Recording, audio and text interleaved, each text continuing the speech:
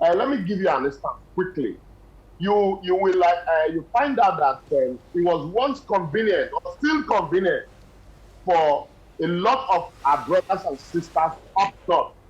While they send their kids to foreign schools and good schools, they leave the children of the poor, send them to Makaranta, and some of them as almajiris. If you look at the pictures and the videos of the numbers of the almajiris on the streets today, you will know that the insecurity that we are facing today is a child's play compared to what we will face tomorrow.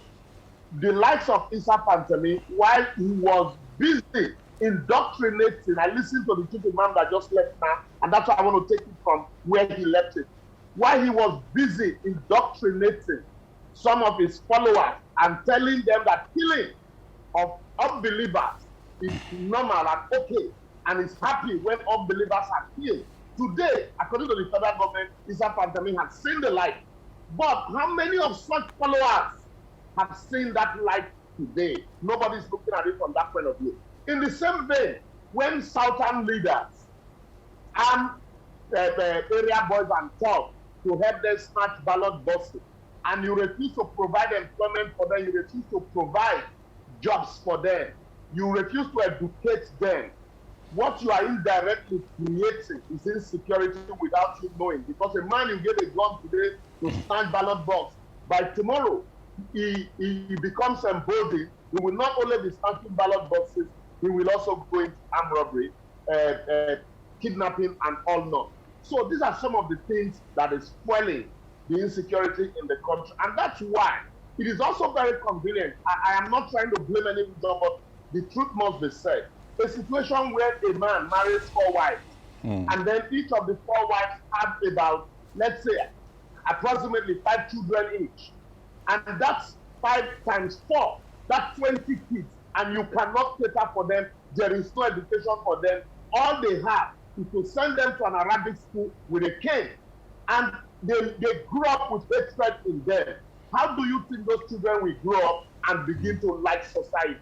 So until we begin to tackle this issue, and I'm very happy that the southern governors have woken up to say, no, first and foremost, we ban open grazing. Right step, but we need to take it beyond that.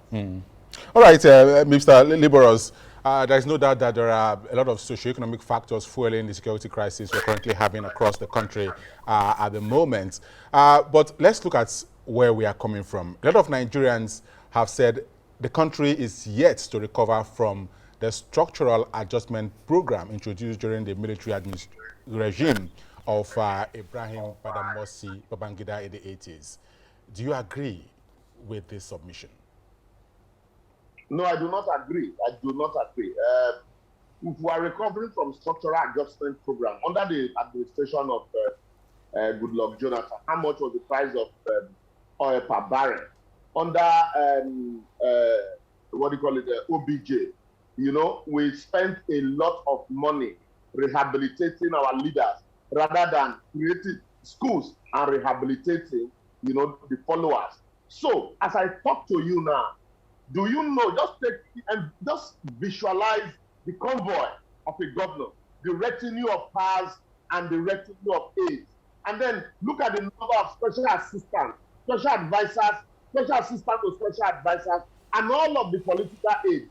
When you look at all of this number and the amount that goes into feeding leadership in Nigeria, you cannot tell me that we are recovering from structural adjustment program. And the intentional refusal of the leader to educate the rest of us. Let me give you an instance. Why did Obafemi Awolowo declare free education in the West, in the First Republic? Because during the agitation for independence, Obafemi Awolowo of blessed memory realized that the positions that are going to be left, that you will need education to be able to occupy those positions. He gave his people free education, which is what a lot of us benefited from, and that's why we are standing today. Imagine if I didn't go to school, what would have become of me today? And so, if you look at the numbers of people out of school children in the north, in the south, in the south-south, in the southeast, in the southwest, put the numbers together. Vis-a-vis that are budget for security, and then the budget for education, you will know that we are not recovering from structural adjustment program. We might be a poor country, but the little that we have would have been enough to educate a lot of us. But the leadership, because of selfishness, and do you know, when this happened, when the first thing they did was because they knew that it was ineptitude on their part, lack of leadership, lack of the purposeful education. They said, look, let's rehabilitate Boko Haram. It was amnesty for Niger Delta militants because government failed. Let's give them amnesty. When you give amnesty, what you are telling others who do not have the capacity to carry guns is that it pays to carry guns. Boko Haram came because also a lot of them were sympathetic to it because they thought that it was the cause of Allah, it was the cause of Islam. So people who should criticize it did not stand for it because they also knew that they intentionally refused to educate the teeming population in the north that they use for elections. In the south, we also maintain a conspiracy of silence because of party affiliation. Look at recently, when the entire country called for the sacking of the service chief, the president left them there. And others who would have been, people who ordinarily would have been qualified to step into their shoes were retired because their tenure had expired. But meanwhile, that of the service chief was there. What that does is it demoralizes, what do you call it, patriotism in the military. Because at the end of the day, you give your all, you are not qualified, depending on the area of your farm in the country, you are not qualified to aspire to the highest office. So it demoralizes, and that's why people are saying we want to go our separate ways. Some people you say, oh, are infidel, and they now tell you we want to go our separate ways. You say, no, you cannot go. So until we address that issue of cohesion, of the fact that no one region is greater than the other, and also everybody should be responsible for the education of their population. Until we do that, all of this that we are seeing now is a child's play compared to the keg of gunpowder that is waiting to explode. I look at videos recently sent by some Nigerians in the north, and you see how young kids, men and women, are sleeping on the street, all in the name of Almajiris. Do you think that those people will grow up and like and believe that the country has been fair to them? All right, Liborous, one of the fallback or outcome of this lack of education you're talking about is, poverty in the land. And it's so scary because we are battling with the insecurity situation in the country. But many have said that beyond that, the food insecurity will also be a big issue in the country. On the pages of the newspaper this morning, a report credited to the Food and Agricultural Organization did say that 12.8 million Nigerians will be hungry between June and July this year, just about a month from now. What does that say about the country? Now, these farmers are already battling with the dangers of climate change, trying to see how they can cope with the adverse climatic condition that is affecting their farmlands and their produce. And here we are, the farms are being also destroyed by humans in the name of herders on a daily basis. Yeah, and that's why I said I salute the courage of the southern governors, irrespective of party affiliation, to ban open grazing.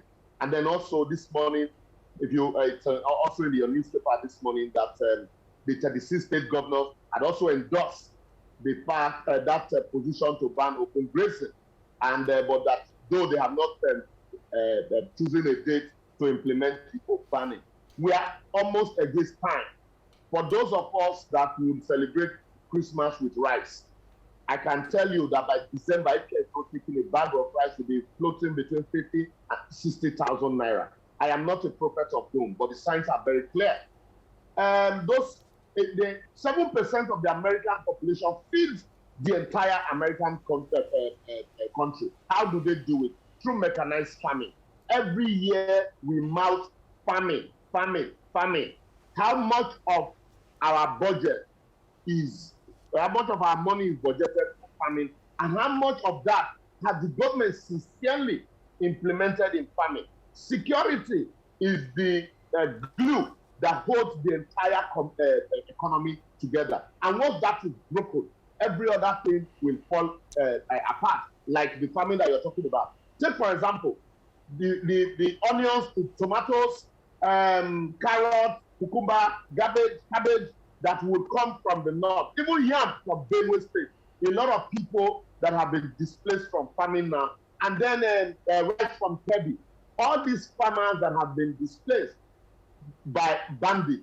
And the government, this is a government that closed the land borders to encourage local farming, does not have answers to insecurity. It's treating insecurity as though it's a child's play. Do you expect that by the year end, when the reality of this insecurity and lack of access to farmland would have dawned on us, that the rest of us in Lagos, Port Harcourt, and Abuja, when would have been hungry, do you think that we'll now fold our hands? It will be a bigger menace, because you no longer just be dealing with uneducated ones. You also have to deal with the educated ones who are hungry, they have money in their pocket, but cannot access foodstuff.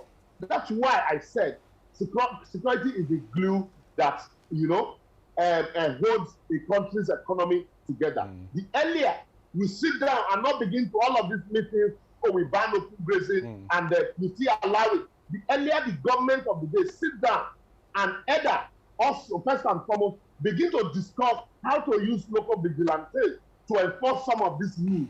It is not enough to ban open grazing and then the mechanism for enforcing it is not there. The police also, this idea of you arrest some persons for violating the law and the police will release them depending on the area of the country they are from.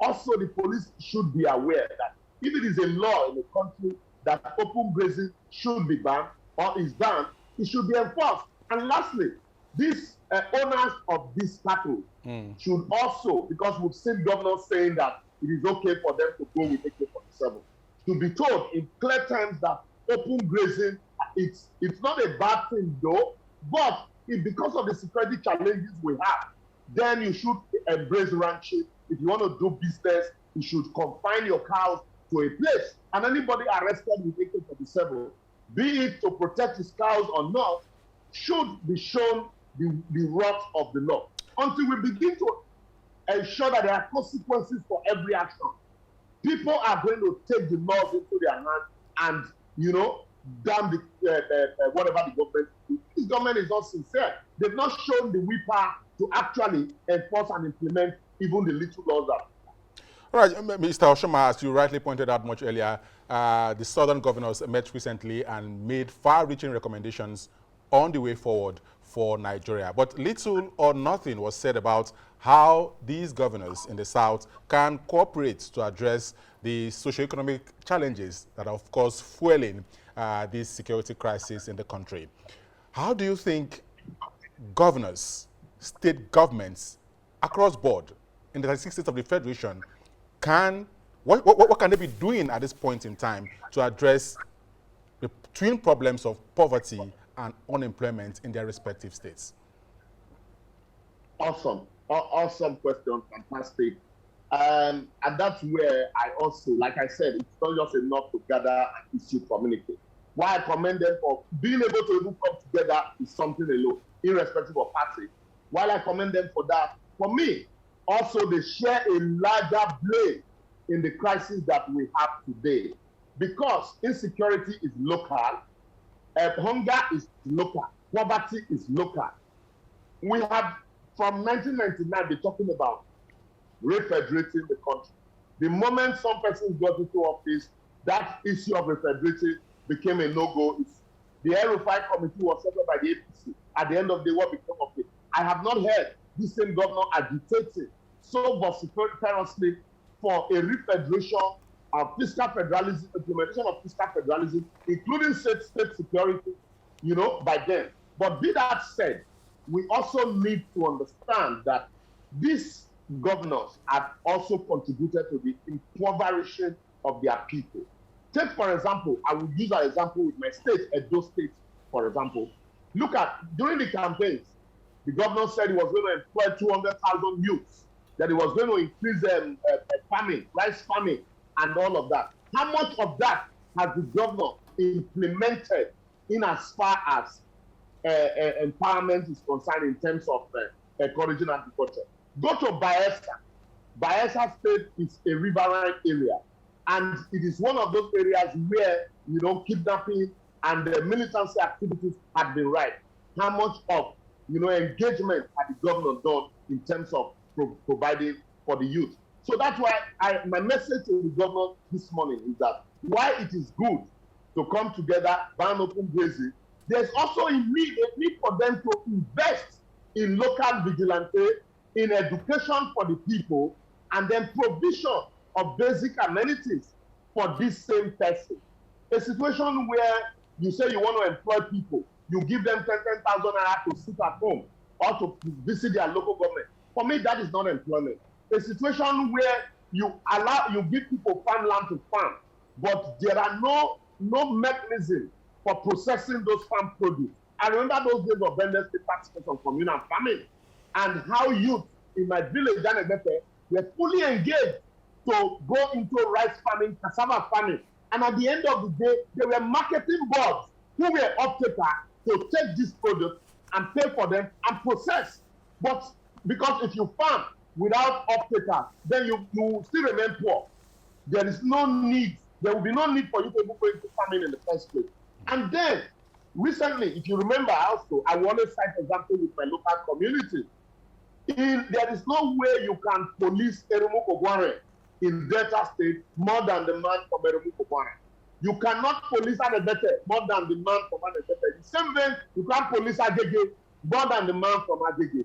So when the governor should invest in local policing, we call it vigilante, call it neighborhood watch, any name you want to call it, the governors can invest in those areas. It's also a way of creating employment. You employ the locals from these places, it is their own, they will do everything to protect it. How much of that, apart from mounting it, how much of that has the governor done? I will look at the area of finances. We will say, yes, there is not enough money for them. But that's why we need to have governors that will think outside the box. We also need to have governors that will be able to look the president in the eye and tell him where he is going wrong, to say, no, we can no longer continue to operate to the bottle system of government where all of us come to collect from Abuja. There's need for us to collect from the local and give a percentage to Abuja. That will help us to expand the finances that we need to curb and curtail some of these local challenges that we have. Until we are sincere in that direction, we'll just be holding meetings and then giving endorsements and then communicate like this that have no backing or that have no willpower to implement. Of course, the reality is dawning on some of the governors at the moment, because we also hear that there may not be anything to share this month at the end of the day because of the current economic realities we found ourselves. Now, one of the issues that the southern governors raised at their meeting was also the need for a national dialogue to discuss some of these problems that Nigeria is facing and find a common ground. And they also raised an issue of a review of appointments to federal government agencies and, of course, security agencies as well, believing that this is also part of the problems that is creating, tension in the land, because some people just believe they've been skewed out. Yes, if you look at it, these are some of fallout of the crisis. When the president when he was elected, everybody, northwest, southeast, believed that President Muhammadu Buhari, would come to solve the problems, all the myriads of problems. In fact, APC realized almost about 83, campaign promises. But the president came into office, and when he was asked about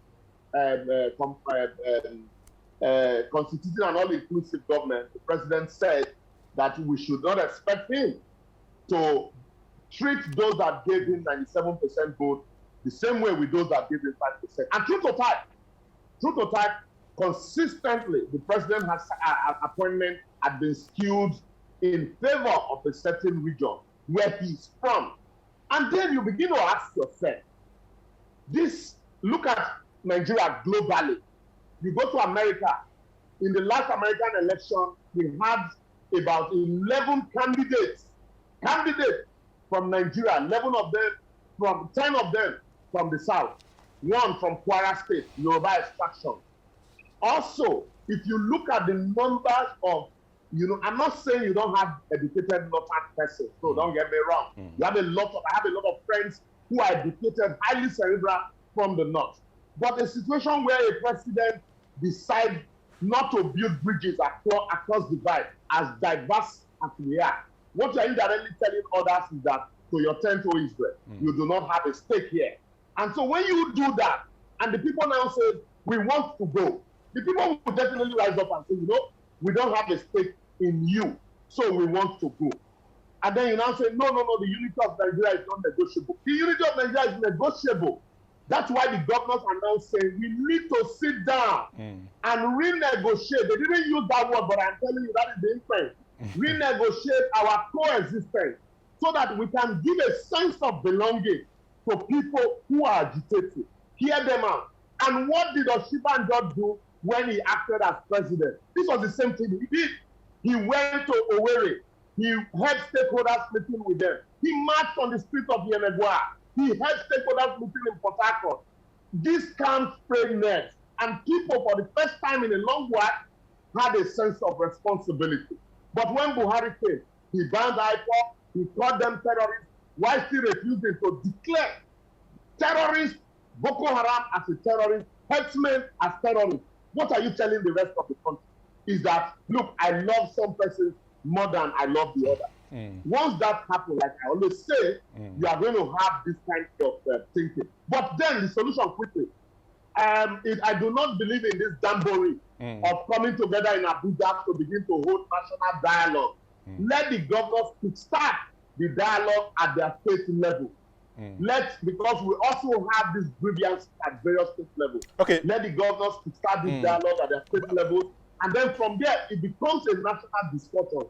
And whoever wants to speak out, let them be given the opportunity to air their grievance. This idea of pushing everybody will not work. And then quickly, our northern brothers and sisters should know that the population that they are breeding, it is no longer good for that farmland.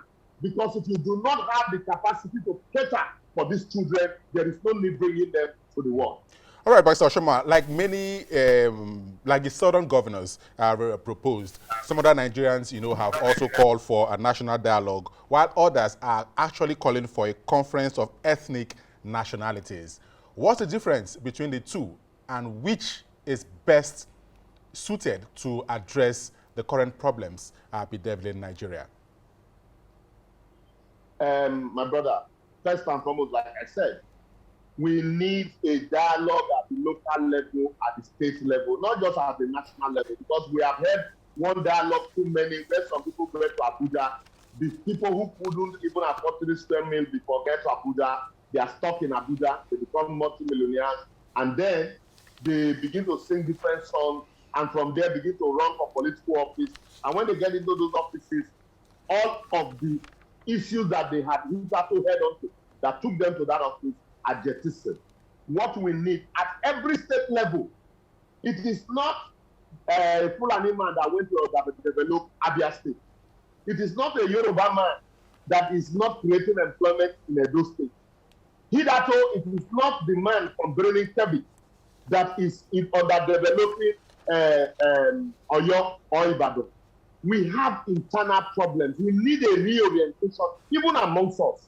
So let us kickstart the dialogue from our local level, our state level, because we, in some states, even though they speak the same language, in the midst of crisis, you hear that this man is from Onitsha. Onitsha is not Riko Igbo. This one is from Upo. Upo is not the same thing as Lewi or Owerri. Then you hear, oh no, this man is Afeman. Afeman is different from Ukene. Or Eba is different from Yelwa. We all have those problems at our state level. Let's not shy away from it. You hear that the Kanu Rima, for the Southerner, it is one north. But for the Northerner, it is not one north. You hear that the Kanu Rima is different from the Fulani man. The Fulani man is different from the Hausa man. The Hausa man is different from the Tiv man. The Tiv man is different from the Igede man. And the Igede man is different from the Idoma man. So all of these ethnicity and the heightened suspicion amongst us had further created those divides.